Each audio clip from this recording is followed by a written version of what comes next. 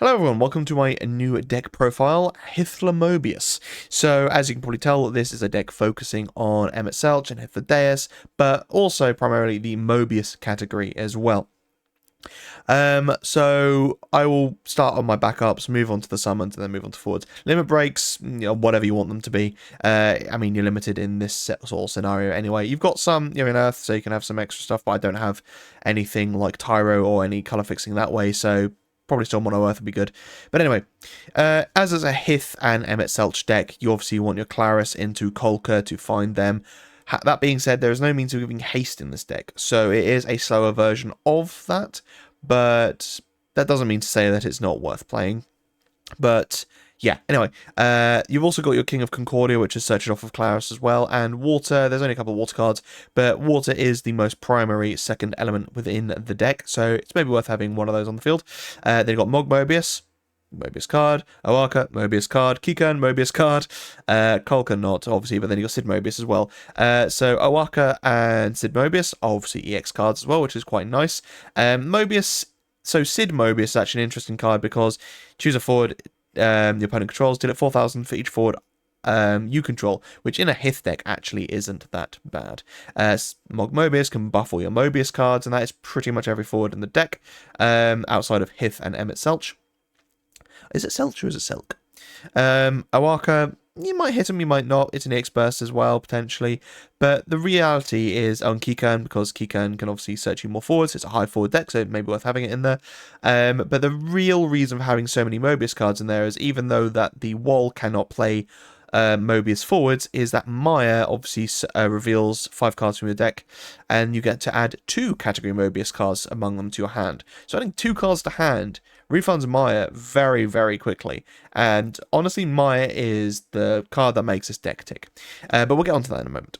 And then summons, so you've got the 1-cost Titan. The reason behind this was having that kind of tech play of your opponent tries to use something like Shantoto to dull and freeze all your forwards, or dull stuff out of the way to stop you from being able to attack.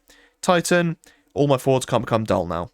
Nice little tech play. You can also give all your forwards Brave as well if you want to just have a wall at the end of the following turn. If you've got enough forwards to attack with. Drawing a card for 1 CP isn't the worst, and choosing a forward gaining 1,000 power might make a difference. Probably not. Ultimately, like I said, the tech play of stopping your forwards from becoming dull, and also giving everything Brave as well. Titan. So basically, as I mentioned before, you don't have much haste in this deck, so the alternative to giving haste is adding survivability. So trying to keep your Hythlodeus or Emmet Selch on the field by using something like Titan. Now, obviously, if it's your turn and you do something before you hit the Deus, like you try to attack with her, for example, your opponent might immediately be like, kill her. Now, obviously, you could dull Hythlodeus in response to break the things, but there could be other things at play here that might change it. So maybe the Titan is the better play in that scenario. Mist Dragon, cancelling summons to protect your forwards, emptying your opponent's break zone if that's a problem. It's Mist Dragon, what more is there to say? And then Titan, buffing all your forwards by 5,000 is pretty significant. And again, it's similar to this Titan up here, in so much as like you've got all your forwards, you want to be able to attack with them, +5 to everything, even if your opponent blocks everything, chances are your forwards survive whilst your opponent's dies. Right, moving on to the forwards, and this is a really fun deck. So obviously everyone knows how Emmet Selch works. You play you reveal 4 cards, and you can play as many characters onto the field as you want. I mean, there's 8 summons. That's probably too many, to be perfectly honest with you. But when I played this deck, I never found that was too many, if I'm honest. I only hit 1 or 2 summons occasionally. But the real reason I built this deck is because, obviously, Wall can play any category Mobius forward onto the field, straight off just playing Wall, which is really, really good. And Maya, obviously, can reveal top 5 cards and add 2 Mobius cards to your hand. So you've got a really cool combination there of Hythlodeus. Let's say you Hythlodeus, Emmet Selch into Wall and Maya. You obviously can stack their entry effects so that Maya resolves first to reveal 5 cards to then hopefully find you a really good card for Wall to play onto the field. So I'm just going to quickly go over the cards because obviously there's a lot in here. Yasmat, the Goddess, the Demon, Shadow Lord, Hythlodeus, Wall, Neo X-Death, Maya, Emmet Selch, the Fiend, Arciella, Graf, Sophie, and Sarah. So all of those bar Hythlodeus, and Emet-Selch are category Mobius, which means they can all be played off of wall. Playing Yasmat could be interesting, activating all your characters, breaking something every turn. You know, it might not be a forward that your opponent considers and actually might have some trouble killing. He's really big in both his cost and his power, so it might be harder for your opponent to get rid of. Goddess is an interesting one because similarly to Mist Dragon, empties your opponent's break zone. Again, it's a board wipe. Demon, another board wipe, another empty the break zone. Shadow Lord, again, another board wipe. And you can see there's a common theme here is that a lot of the higher cost forwards are board wipes. But they're also just really horrible presences. Well, they're just horrible to have on the field for your opponent, because the demon is a constant threat, as is the goddess as well. Now, while being able to play any of those from your hand is pretty nasty. And yeah, just being able to go Maya into Wall, into Wall to play, let's just go with the goddess or the demon or something like that, is nasty, is just grim. But that's obviously you get to play 4 cards off Hythlodeus. So yeah. Let's just start from the top, I guess. Sarah Mobius enters the field. You can choose 2 forwards to fight. That's actually quite nice if you're playing 4 things onto the field, because you can choose probably something big, hopefully, anyway. And if you can't, then you at least get to draw a card, which isn't the end of the world. Sophie, because it's Sophie, and she is able to just win you games. And again, another good reason for having this Titan on the field and Mist Dragon on the field in your hand. Mist Dragon, because your opponent wants to get rid of it quickly, so making sure that you can keep it alive is pretty important. Graph, probably the weakest of the cards in the deck, but actually it did help me because, as I mentioned before, you've got this Titan. You've got, you've got 2 Titans actually that can buff your whole field, make it so things are harder to kill, and Graph being able to do something similar is really good. Now, he buffs all your Earth forwards or category Mobius forwards, so that means stuff like the Fiend or the Demon also become bigger as well, which is pretty good. So basically, he can buff literally every forward in this deck. And his Stitch in Time S isn't the worst either. All the forwards you control gain plus 5,000 power till end turn and draw a card. So yeah, not bad. Arciella, again, removing things from your opponent's break zone is fantastic, summons especially, but then also making it, again, increasing survivability of some of your other cards, making it so that they get refreshed and you actually negate damage. Again, just for clarification, negation means that any damage is wiped from that forward, so if a 10k has taken 5k and you use her refresh counter, then that 5k is now gone and your opponent has to try and deal 10k again to that forward. The Fiend, I'm not huge on this card, if I'm perfectly honest with you, but in this deck, it actually works incredibly well because immediately making it so that your opponent's summons are harder to kill things. When you've got things like Titan and Graph and other things in the field, making your forwards harder to kill is great. Emet-Selch is Emet-Selch, and there's a fair few forwards in this deck which you can play onto the field to trigger his ability to deal AK to something when they enter as well.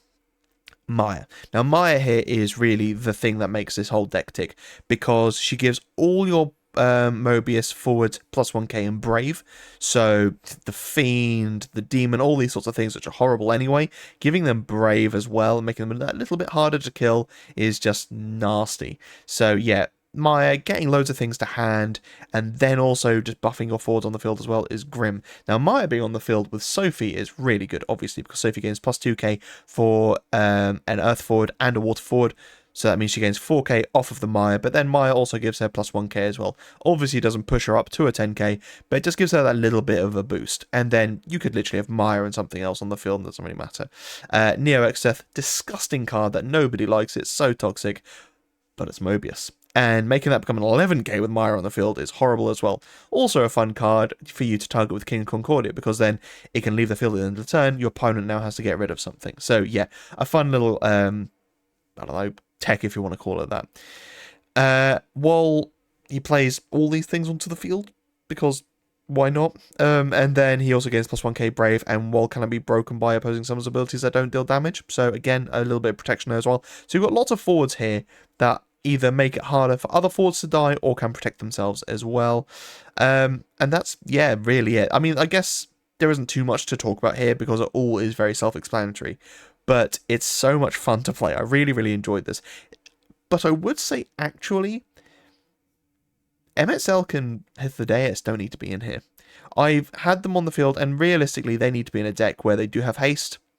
Because in turns where I could play Hythlodeus and Emet or vice versa, or things like that, I could also have played Maya and Wall and then something else.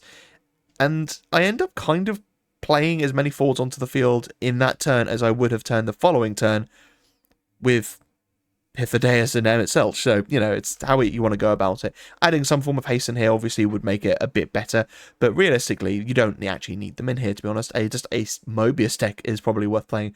Now, what would the god draw of Hythlodeus be? Because we've got to talk about that, haven't we? What would be the best draw possibly be?